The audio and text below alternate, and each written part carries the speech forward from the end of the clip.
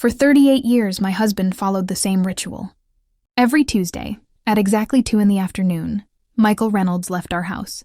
Not a minute earlier, not a minute late. It didn't matter if it was raining, snowing, or blazing hot. At 1:58 p.m, he would stand in front of the hallway mirror, straighten his tie, grab his car keys, and lean down to kiss my forehead. "I've got some bank business to take care of, Linda," he'd say softly. "I'll be back soon." And I never questioned him. Why would I? Michael was a civil engineer, organized, disciplined and dependable to a fault. He planned everything in advance. Bills were always paid early. Our mortgage was spotless. We never received a single collection call. Never worried about money. Never argued about finances. He always told me, "You handle the house and the kids. I'll handle the money." That's how partnerships work. And I believed him. I trusted him the way you trust gravity. Something constant. Unquestionable, always there. He was the man who held my hand during the births of our 2 sons. The man who cried with me at my mother's funeral. The man who danced with me at graduations, weddings, and anniversaries. Michael Reynolds was my husband for nearly 4 decades, or at least that's who I thought he was. The final Tuesday of his life was no different from all the others. It was early March in Philadelphia, unseasonably warm. I adjusted his collar, smoothed the wrinkles from his jacket, and told him to drive safely. He smiled. That familiar smile I had known since my 20s, and said, "I always do, sweetheart." That was the last time I ever saw him alive. Less than an hour later, my phone rang while I was grocery shopping. The voice on the other end was my oldest son, Daniel, but it didn't sound like him. It was tight, controlled, afraid. "Mom, you need to come to the hospital. Right now." My heart dropped. What happened? "Is it Ryan, the kids?" "It's Dad," Daniel said quietly. "He collapsed at work. Michael died before the ambulance arrived. A massive heart attack. 59 years old, healthy, active, gone." Everyone expected me to break down, but I didn't cry. What I felt instead terrified me. I felt relief. A strange, quiet release. Like a locked door inside my chest had suddenly opened. And that scared me more than grief ever could. What kind of wife feels lighter when her husband dies? The funeral was crowded. Co-workers, neighbors, old friends, all praising Michael's honesty, discipline, and integrity. I stood there in black, accepting condolences, thanking people for flowers and casseroles. But something inside me had already begun to shift. 2 days after the burial, a plain white envelope arrived in the mail. No return address. Inside was a letter from a bank. And with that single envelope, everything I believed about my marriage began to unravel. That letter mentioned something my husband had hidden from me for 38 years, and opening it would lead me to a truth that would destroy everything I thought I knew. The envelope sat on the kitchen counter for nearly an hour before I opened it. Plain white, no logo, no return address, just my name typed neatly in black ink, Linda Reynolds. I had received dozens of condolence letters since Michael's funeral, church members, former co-workers, distant relatives. I assumed this was another one. I picked it up absent-mindedly, still moving through my days like a ghost. Then I read the first line. "We extend our deepest condolences on the passing of Mr. Michael Reynolds." The letter was from Union Trust Bank. I read it once. Then again, slower this time, my stomach tightening with every word. According to their records, I was listed as a co-holder of safety deposit box. The rental was fully paid through the end of the year. They requested that I contact the branch to schedule an appointment to access its contents. I stared at the paper, confused. Safety deposit box? Michael had never mentioned anything about a safety deposit box. Not once. In 38 years of marriage, I could count on one hand the number of secrets between us, and this wasn't one of them. I called the number listed at the bottom of the letter. The woman on the phone was polite, professional, almost rehearsed. Yes, the box existed. Yes, it was registered under Michael Reynolds and Linda Reynolds. Yes, I was legally allowed access. My appointment was scheduled for Wednesday morning. 2 days away. Those 2 days felt endless. I barely slept. I wandered through the house, opening drawers, filing cabinets, old folders, looking for something, anything that might explain the letter. Everything appeared exactly as it always had. Bills neatly labeled, tax documents organized by year. Michael's handwriting everywhere, clean, precise, familiar. Too familiar. Tuesday evening, my son Daniel came over unannounced. He looked exhausted, tie loosened, eyes rimmed with red. Mom, we need to talk. He placed a thick folder on the table. The kind lawyers use. I was organizing Dad's office files, he said carefully. And something isn't right. My chest tightened. What do you mean? Daniel opened the folder and slid a bank statement toward me. Your joint account, he said quietly. The one you and Dad used for everything. I glanced at the balance and felt the room tilt. £84. That's not possible, I whispered. There should be more. There's always more. There isn't, he replied. And Mom, the savings account Dad always talked about? It was closed 6 months ago. My ears rang. Daniel swallowed hard. I can't find the retirement fund either. No investments. No portfolio. It's like it never existed. I looked around the kitchen, the table where we ate family dinners, the walls lined with photos of birthdays and holidays, and suddenly, it all felt unfamiliar. Michael went to the bank every Tuesday for 38 years. And I was only now realizing I had no idea what he was actually doing there. If the money was gone and the accounts didn't exist, then what exactly was waiting for me inside that safety deposit box? After Daniel left that night, I didn't sleep at all. I lay on my side of the bed, staring at the ceiling, listening to the quiet hum of the house. Michael's side was empty, perfectly made, untouched, just the way he used to leave it every Tuesday afternoon. 38 years. 38 years of trusting without questioning. The numbers Daniel had shown me replayed in my head over and over. The joint account nearly empty. The savings account gone. The retirement fund missing entirely. None of it made sense. Michael earned well. We lived modestly. We didn't splurge on luxury cars or expensive vacations. There should have been more than enough. There always was. Unless there wasn't. I started thinking about the Tuesdays. How he'd come home sometimes quiet, distracted. How he'd pour himself a bourbon and stare at the television without really watching it. How I'd ask, everything okay? And he'd answer, just tired. How many times had I accepted that answer without a second thought? The next morning, I started going through the mail more carefully than I ever had before. I opened drawers I hadn't touched in years. I searched behind file cabinets, inside old shoeboxes, beneath stacks of manuals and warranties. Nothing. It was as if Michael had carefully erased every trace. By Tuesday afternoon, my nerves were shot. I kept checking the clock, aware that if he were still alive, this would be the moment he grabbed his keys and headed for the bank. Instead, the house stayed silent. That evening, Daniel came back, this time with his laptop and more documents. I called Dad's accountant, he said. At least the one we thought he used. My heart sank. And? He hasn't worked with Dad in over 5 years. 5 years. Daniel scrolled through spreadsheets he'd created. Timelines mapped out with meticulous care. There are gaps, Mom. Big ones. Money moving in and out of accounts you were never listed on. Transfers that don't line up with any known investments. My hands trembled. Are you saying your father hid money from me? Daniel hesitated. I'm saying he hid something. That night I stood in the hallway and stared at the mirror where Michael used to straighten his tie. I saw my reflection instead. Older, tired, eyes hollowed by grief and confusion. I had built my entire adult life around a man. I was suddenly realizing I did not fully know. Wednesday morning arrived cold and gray.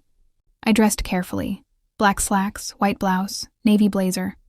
Not because I wanted to look professional, but because I needed armor. Daniel offered to come with me to the bank. No, I said quietly. Whatever is waiting there. I need to see it alone. I didn't know it yet, but that decision would change everything. Because inside that safety deposit box was the truth. Michael had hidden from me for decades. And once I opened it, there would be no turning back.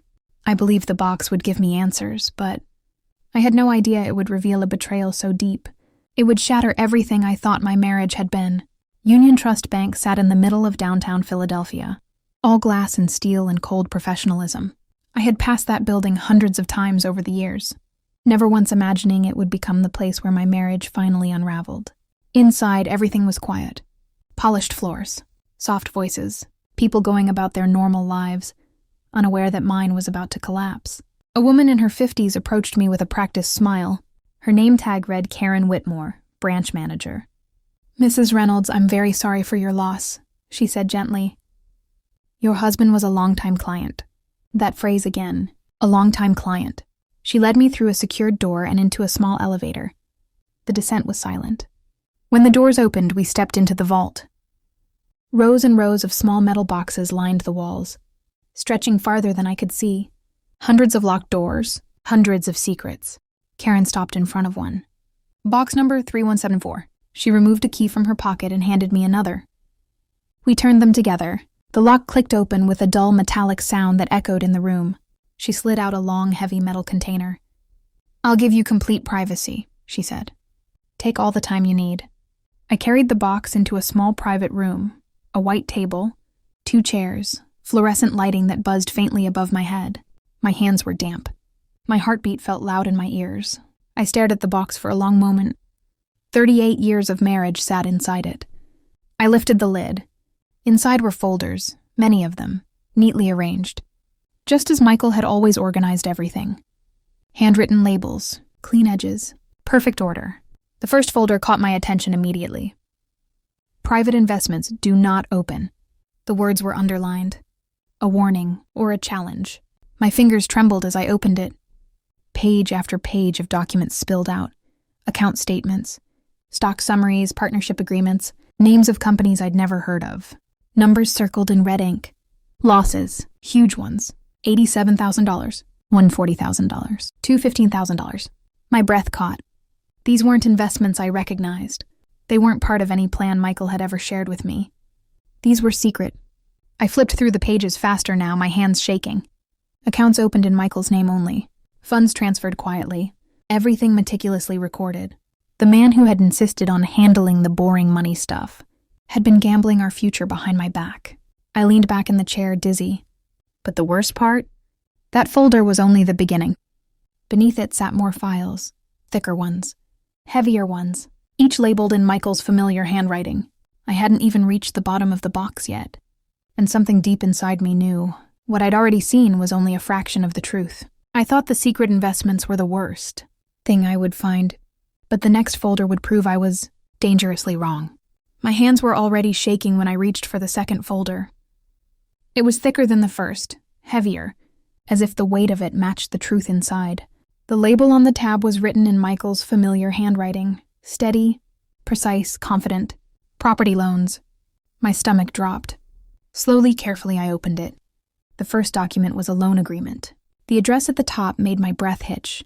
It was our house. The home Michael and I bought nearly 40 years ago. The house where I raised our sons. Planted rose bushes in the yard. Painted the kitchen twice. And celebrated every holiday. The place I thought was safe. I scanned the page again, hoping I had misunderstood. I hadn't. Michael had taken out a loan using our house as collateral. $20,000. I flipped to the next document. Another loan. $5,000. Then a third. $95,000. My vision blurred. 3 loans, all tied to our home. All taken without my knowledge. Without my signature. Without my consent. I pressed my palm against the table to steady myself. The room felt smaller, the air thinner. I struggled to breathe as the numbers burned into my mind. Over $300,000 of debt. On my house. My legs felt weak. I had to sit back down, gripping the edge of the chair as if the floor itself might give way. Michael hadn't just hidden investments from me. He had risked everything I owned. I turned each page slowly now, noticing details I would have ignored before. Accounts where the loan money was deposited. Accounts I'd never seen. All in his name only. Not $1 had ever touched our joint account. That meant something worse than recklessness. It meant intent. A man who knew exactly what he was doing, and exactly what he was hiding. I closed the folder and stared at the metal box. There was still more inside. I wanted to stop. I wanted to close the lid, walk out, and pretend I had never opened it. But some terrible force inside me pushed my hands forward again. The next folder bore my name. L. Reynolds, credit. My heart pounded so hard I could hear it. I opened it. Credit card statements spilled onto the table. One after another, 15 of them. All in my name. My social security number, my date of birth, my address, and signatures that looked like mine, but weren't. They were too neat, too controlled. Careful imitations. The balances made me nauseous. Maxed out cards, over-limit charges, accrued interest, over $100,000 of debt, all in my name, all without my knowledge. My husband hadn't just lied to me, he had stolen my identity. And at the bottom of the box, beneath everything else, lay a thick envelope with my name written across it in Michael's handwriting. That envelope was a confession, and once I read it, There would be no way to ever see my husband the same again. The envelope felt heavier than all the folders combined. Cream-colored paper, thick, expensive, my name written across the front in Michael's careful handwriting. The same handwriting that once filled birthday cards, grocery lists, and love notes tucked into my purse. Linda. I sat down slowly, afraid my legs would give out. For a moment, I just stared at the envelope, my fingers resting on the seal. I already knew whatever was inside would change me forever. There was no version of my life where I could read this letter and remain the same woman. I broke the seal. The letter was several pages long, written by hand. Linda, my love, if you are reading this, then I'm gone, and you've found the box. That means you know something is terribly wrong. I wish with everything in me that I could have told you sooner. My chest tightened. He knew. He had planned for this moment. 5 years ago, I made the worst decision of my life. An old college friend came to me with a construction, investment, guaranteed city contracts, fast returns, no risk. I believed him. I believed I could triple our money and give you a comfortable future. I swallowed hard. I invested everything, our savings, the retirement accounts, the money you trusted me with. I thought I'd fix it before you ever knew. The words blurred. The company collapsed in less than a year. My friend disappeared. I lost over $400,000. $400,000. I gripped the edge of the table. I panicked. I couldn't face the shame of telling you, so I tried to recover the losses. 1 loan became 2. 2 became 3. Every time I thought the next decision would fix the last. I flipped the page, hands shaking. The bank stopped approving credit in my name. That's when I used yours. I told myself it was temporary, that I'd pay everything off before you found out. My vision swam. He had practiced my signature. The Tuesdays. Those weren't errands. They were negotiations. Begging for extensions. Moving money. Delaying the inevitable. I closed my eyes. By the time you read this, the house may already be in danger. Your credit may be ruined, and all of it is my fault. Tears finally fell, hot and uncontrollable. I don't ask for forgiveness. I don't deserve it. I only ask that you protect the boys and understand that I never meant to hurt you. I loved you every day of our marriage, even while I was destroying everything. The letter ended with his name, Michael Reynolds. I folded the pages carefully and placed them back inside the envelope. My hands were steady now, not because the pain had lessened, but because something colder had replaced it. Clarity.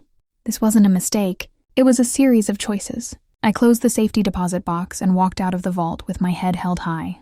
Outside, the bank manager asked softly, "Mrs. Reynolds, are you all right?" I looked her straight in the eye. "No," I said, "but I will be." The letter explained everything, but it also forced me to make a decision that would tear my family apart. Back at home, the weight of Michael's letter pressed down on me like a physical force. My hands still shook as I stacked the folders. From the safety deposit box on the kitchen table, I needed to process it all, needed to see the extent of the damage with my own eyes. That's when I opened the folder labeled L. Reynolds Credit. The room went cold. I couldn't breathe. 15 credit card statements, all in my name. My social security number, my date of birth, my signature forged, every single card. I picked up one statement at random. It was a Capital One card with a balance of $17,000 over the limit, interest accumulating, minuscule payments failing to stop the debt from snowballing. My name, my identity used against me. I dropped the statement and sat back, head in my hands. I could still see Michael smiling at me, reassuring me, saying, "Don't worry, I've got it handled."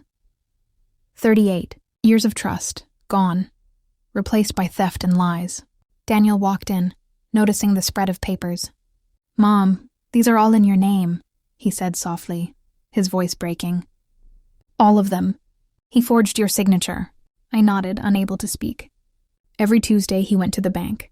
He wasn't just negotiating loans or checking accounts. He was building a secret world, a world where I had no control, no knowledge, no protection. I was trapped in a life someone else had designed. Daniel and I went through the statements one by one. The numbers climbed. Each card maxed, interest compounding. Had $10,000 in credit card debt, all in my name, all without my permission. My identity had been stolen by the person I loved most. Tears stung my eyes as I realized the scope of it. The loss of savings, the destroyed retirement, the loans against our home. The identity theft was the final cruel layer of betrayal. Everything Michael had done, the secret investments, the failed loans, the hidden bank accounts, had been designed to shield me from knowing. Except now I knew, and the truth burned. I clenched my fists, anger coursing through me. 38 years of trust had been used as a weapon. Not against the world, but against me. Daniel looked at me, his eyes searching mine. "Mom, what do we do now?" I took a deep breath and for the first time felt a flicker of resolve. Michael had stolen my money, my identity, and my trust. But he had not stolen me. "We fight," I said, my voice firm. "We take back everything he tried to hide. Every account, every dollar, every record. We clear my name, and we save the house." Daniel nodded. "I'm with you." We sat there in silence for a moment, the weight of the betrayal around us. But for the first time, I felt a sense of control return, but I knew this was just the beginning. The true battle was still ahead, against the banks, against the debt collectors, against the consequences of Michael's lies. And I had no idea how far-reaching it would be. I had discovered the identity theft, but the next folder in the safety deposit box promised to reveal even more, a confession that would force me to face the full scale of his betrayal. The final folder lay at the bottom of the box. Its weight was heavier than the others, as if it contained the core of Michael's secret life. The envelope inside was thick, cream-colored, and my name was written on it in the handwriting I had once loved, trusted and now barely recognized. I sat down at the table, hands trembling. Every muscle in my body tensed. This wasn't just papers or numbers. This was Michael speaking to me from beyond the grave. I carefully opened the envelope. Inside was a letter several pages long, written in his neat, familiar hand. "Linda, if you are reading this, I am gone. You've discovered the box, and now you know the truth. I am sorry doesn't begin to cover it, but I need you to understand why." I read on, my chest tightening as he explained everything, the secret investments, the failed loans, and the spiraling losses. 5 years ago, a college friend approached me with a supposedly safe construction project. Guaranteed city contracts, high returns. I believed it could triple our money. I invested everything, our savings, the retirement funds, even what you thought was secure. I thought I could fix it before you ever knew. I gripped the edges of the table, nails digging into the wood. The numbers were staggering. $450,000 lost, life savings destroyed, every plan we had made, every dream we had shared gone. I panicked. I took out loans, one after another, using our house as collateral. I thought I could recover it, but I only sank us deeper. When the banks refused to give me more credit, I used yours. I thought I could repay it before you ever found out. The letter explained the credit cards, the forged signatures, the escalating debt. The Tuesdays I had trusted were not routine errands. They were attempts to hide the collapse, to negotiate extensions, to buy more time. Every effort he made was to protect me from the truth, he said. But the protection had become the betrayal. I do not ask for forgiveness because I do not deserve it. Every action was meant to fix the previous mistake, and yet I failed. I loved you every day of our marriage, Linda. That part was always true. I put down the letter, hands trembling, feeling both numb and furious. 38 years of trust, built on love and partnership, had been used as a weapon against me. He had been a stranger in our home, and now his final words were both apology and confession. Daniel watched silently, his own face pale. "Mom, what do we do now?" I folded the letter carefully and placed it back in the envelope. This was no longer just about grief. This was about action, protection, rebuilding, justice. I stood, my shoulders stiff, resolve forming. Michael had destroyed our financial security, our home, even my sense of reality. But he had not broken me. Not yet. The confession letter revealed the truth, but the next step would bring the confrontation with my children and force us all to face the devastation together. That evening, Daniel and I sat at the kitchen table surrounded by the evidence, folders, bank statements, loan documents, and Michael's confession letter. The air was heavy, the room almost too small for the weight of our reality. We decided to call Ryan, our youngest, and bring him home. By the time he arrived, his eyes were wide with unease. He had sensed something was wrong, but nothing could have prepared him for this.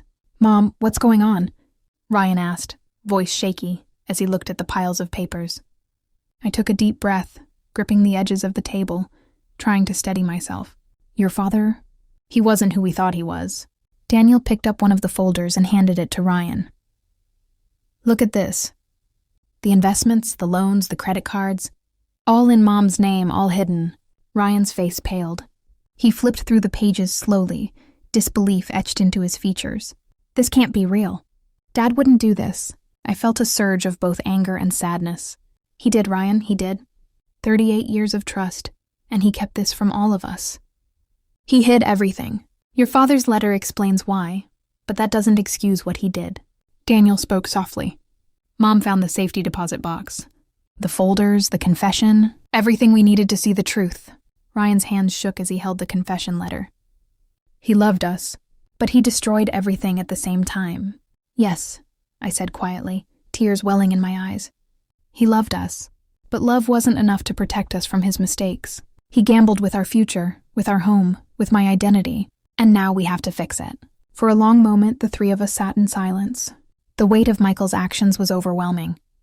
The children, who had always seen their father as a hero, now had to reconcile that image with the man who had risked our lives financially. Finally, Ryan whispered, "What do we do now?" I straightened in my chair, determination rising through the exhaustion. We fight. We gather evidence. We get legal help. We take back what he stole. And we rebuild together. Daniel nodded. I'm with you, Mom, all the way. I looked at both of them, my children, and realized that despite the betrayal, the fear and the heartbreak, we were still a family. The truth was painful, but it was also our foundation moving forward. The night stretched long as we began organizing the documents, creating spreadsheets, and mapping out what needed to be done. Each number, each loan, each card was a step in the journey to reclaim what had been lost. But even as we worked, a new fear began to creep in, the legal battles ahead.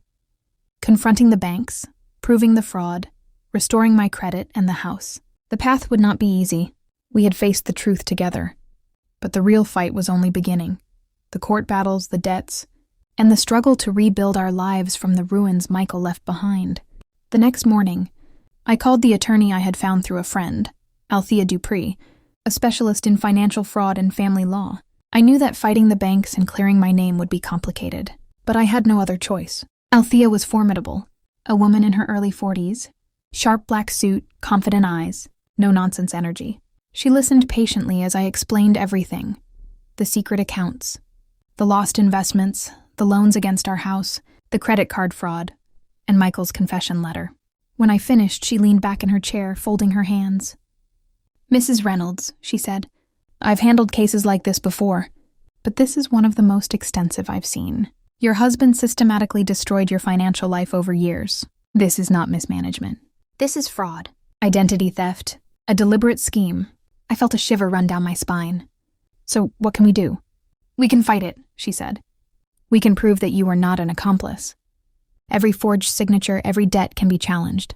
We can stop the house from foreclosure, and we can restore your credit, step by step. But it will take months, probably over a year, and it will cost money." I swallowed hard. "How much?" "Retainer, filing fees, expert witnesses, roughly $445,000 total. But we can structure it. You can start with a smaller fee to initiate the case, and pay the rest as we proceed." I looked at Althea, exhausted and terrified, but also resolute. "Then that's what we'll do. I won't let him take everything." Daniel, who had been sitting silently, spoke up. "Mom, I have some savings. I want to help. Use it for the legal fees." I shook my head. "No, Daniel. That's your money, but I won't refuse your help either. We'll make a plan together." Althea smiled slightly. "Good. The first step is collecting every document. Bank statements, credit card statements, loan papers, and filing disputes with the credit bureaus. Then we'll hire a handwriting expert to confirm the forgeries. Once we have evidence, we take the banks to court." It felt overwhelming, but also necessary. Michael's betrayals had left us vulnerable, but they hadn't destroyed us yet. I had to take back control of my life. For the first time since opening the safety deposit box, I felt a spark of hope, a plan, a path forward. Daniel stayed late that night, helping me sort and catalog every document. The room was silent except for the rustle of papers, but it felt like we were preparing for a battle we couldn't afford to lose. I knew the fight would be long, painful, and exhausting, but I also knew we were no longer passive victims. Michael's secrets had been exposed, and now it was our turn to reclaim what he had stolen. The legal battle had begun, but winning the house, clearing my credit, and protecting my children would be far harder than I ever imagined. 6 months after Michael's death, The day of the first court hearing finally arrived. I had spent every waking moment preparing. The safety deposit box had been emptied, documents copied and organized, evidence stacked in neat piles on our dining table. Daniel had created timelines and spreadsheets, mapping every transaction, every loan, every credit card. Althea Dupree had been meticulous. The credit card statements, the forged signatures, the confession letter. It was all ready. The handwriting expert, a retired FBI agent in his 70s, had verified the forgeries. Every signature was proven to be imitation, carefully practiced by Michael to escape detection. Daniel and I dressed formally that morning. Navy blue for me, a dark suit for him. Not for pride, but for armor. We were stepping into a battlefield and appearances mattered.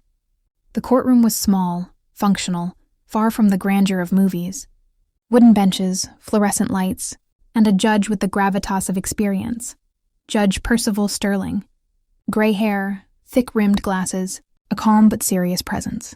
The bank's lawyer went first, a young, ambitious man who spoke with polished confidence. Your Honor, Mrs. Reynolds lived in the home, benefited from the loans, and entrusted financial decisions to her husband. We acted in good faith following proper procedures. Lack of knowledge does not void contractual obligations. I watched his mouth move and felt the tension tighten around my chest. He was articulate, precise, relentless, but he didn't understand the human story behind the numbers. Althea stood, small, unassuming in stature but powerful in presence. Your Honor, my client never saw a penny of these loans.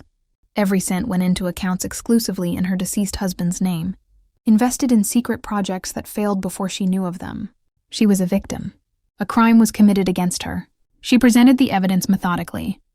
Affidavits from the handwriting expert, copies of the confession letter, detailed spreadsheets. Mrs. Reynolds' identity was stolen by her husband. The loans were fraudulent.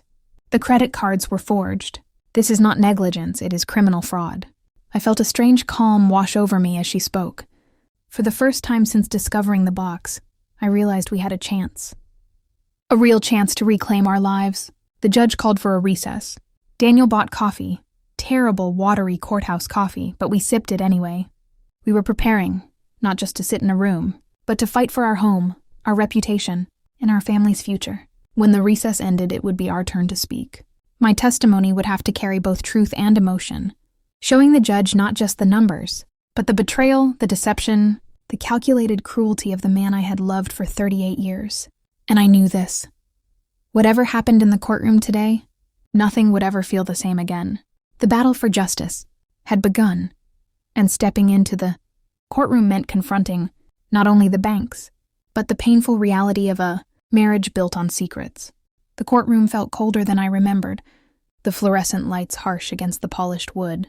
I sat in the witness chair, my hands folded in my lap, staring at Judge Sterling. Daniel was in the gallery, his face tense but supportive.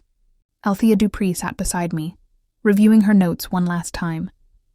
When it was my turn to speak, I placed my left hand on the Bible, closed my eyes for a moment, and drew in a deep, steadying breath.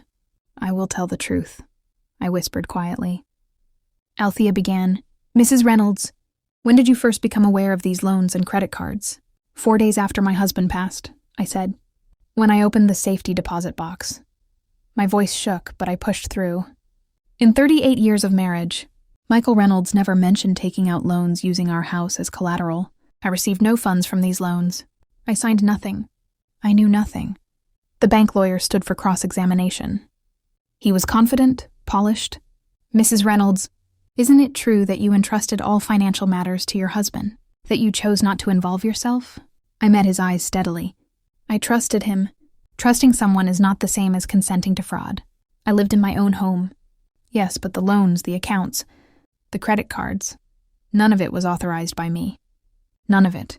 I was a victim, not an accomplice. There was a pause, the courtroom holding its collective breath. I felt the tension tighten, but I stayed calm. I had rehearsed this moment, but nothing could have prepared me for the weight of telling the truth in front of strangers, including the judge. After what felt like an eternity, Judge Sterling called for a recess. Althea whispered, You did perfectly. Solid, human, credible. We have a strong case. 2 hours later, the courtroom reconvened. Judge Sterling leaned forward, his fingers steepled. He cleared his throat. I have reviewed all evidence presented. The forged signatures verified by a handwriting expert, the detailed financial records, and the confession letter of the deceased. The documentation confirms systematic fraud, without the knowledge or consent of Mrs. Reynolds. He paused, then delivered the words that had felt impossibly far away. The loans contracted through fraud are hereby void. The liens on the property are canceled.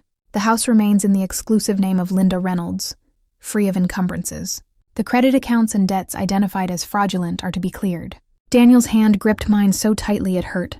Relief, exhaustion, and disbelief all mingled in my chest. We had won. My home, my name, my security restored. But the victory was bittersweet.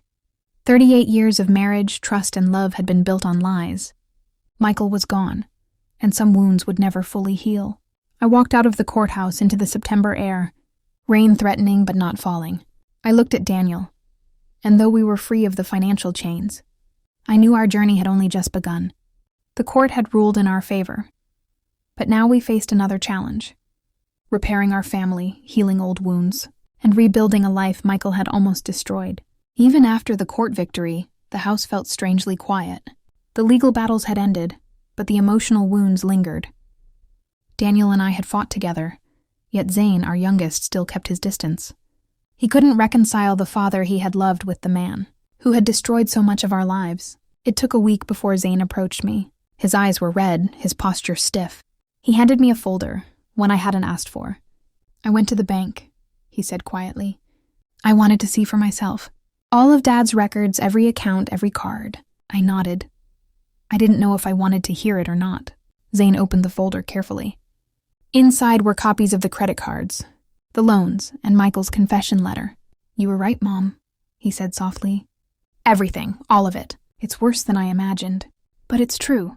For the first time in months, I felt the tension between us begin to shift. The truth, though painful, had a strange power to heal. Zane and I spent the next hours going over every document together.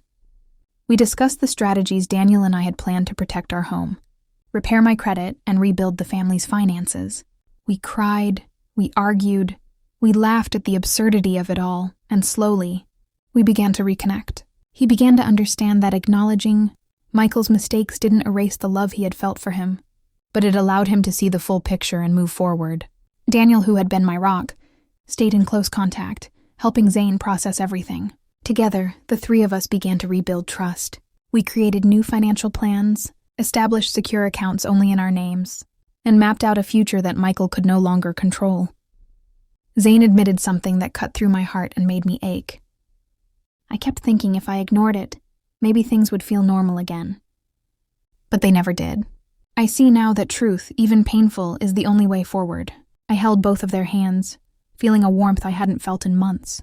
Michael's betrayal had been devastating, but it had also forced us to communicate, to rely on each other, and to understand that our family's strength lay not in secrecy, but in honesty, even when the truth hurt.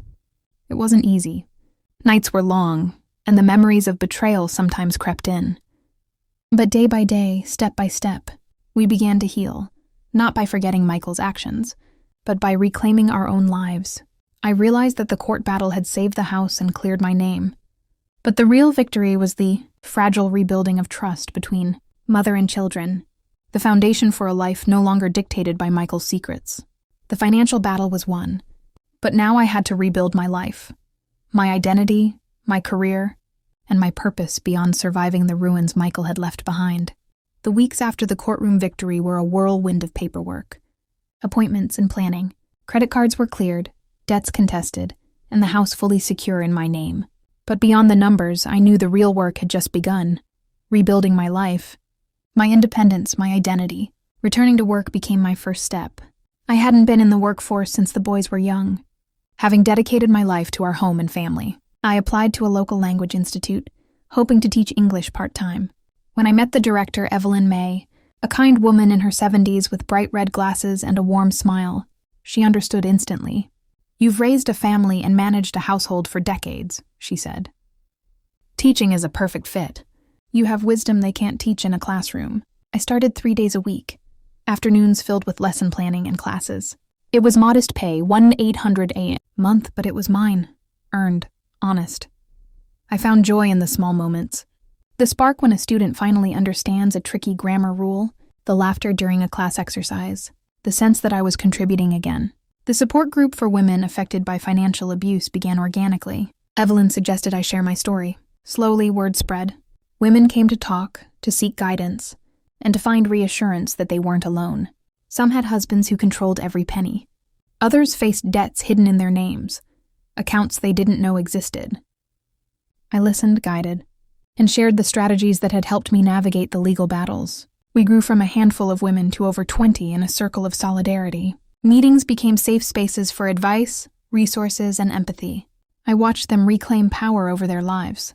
And in helping them, I reclaimed a part of myself. At home, Daniel and Zane were supportive partners in rebuilding our lives. They had been through the emotional storm with me, and together we established rules to protect our family finances. Transparency became our mantra. Trust, once broken, had to be rebuilt slowly and deliberately. Each day I felt stronger.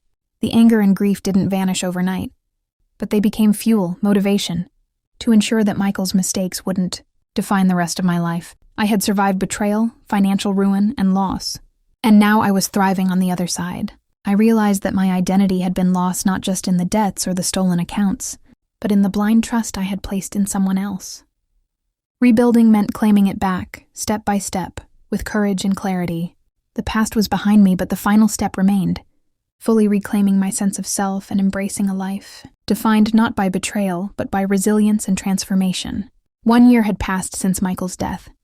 The house was ours, my credit restored. The financial storm he left behind had been weathered, yet the most important transformation was personal, inside me. I had returned to work at the Language Institute, teaching English 3 afternoons a week. The students' curiosity and determination reminded me of my own resilience. I was no longer just a mother or a widow. I was an individual reclaiming my life. The support group I had started had grown into a small nonprofit. Women came every month, seeking guidance, advice, or simply a listening ear. We shared stories of betrayal, control, and financial abuse.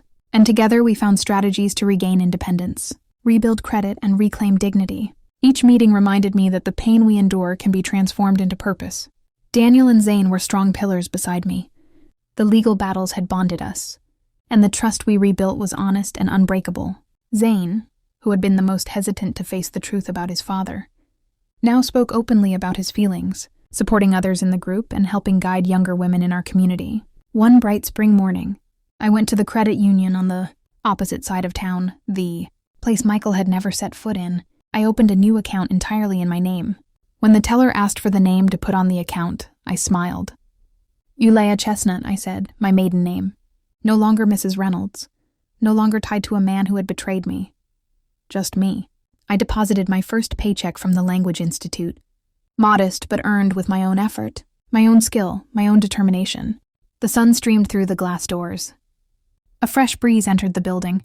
For the first time in decades, I felt fully alive. Later that evening, I reflected on the journey. Michael's secrets, the stolen money, the identity theft. It had destroyed everything we had built. But in facing the truth, confronting the betrayal, and fighting for justice, I discovered a strength I never knew I had. I had lost a husband, but I had gained myself. I had lost trust, but I had found clarity. And in helping other women rise from the ruins of financial abuse, I had found purpose. If anything in this story resonates, remember, transparency, honesty, and vigilance are essential. Love does not justify secrecy. Trust is earned, but it should never be blind. And even in the aftermath of betrayal, resilience, courage, and determination can rebuild a life stronger than before. I walked home that evening, past the trees budding with spring, sunlight glinting off the pavement. My children walked beside me, our hands brushing together. We had survived, rebuilt, and transformed. And I knew, with certainty, that the future was ours to shape, free, whole, and fiercely alive.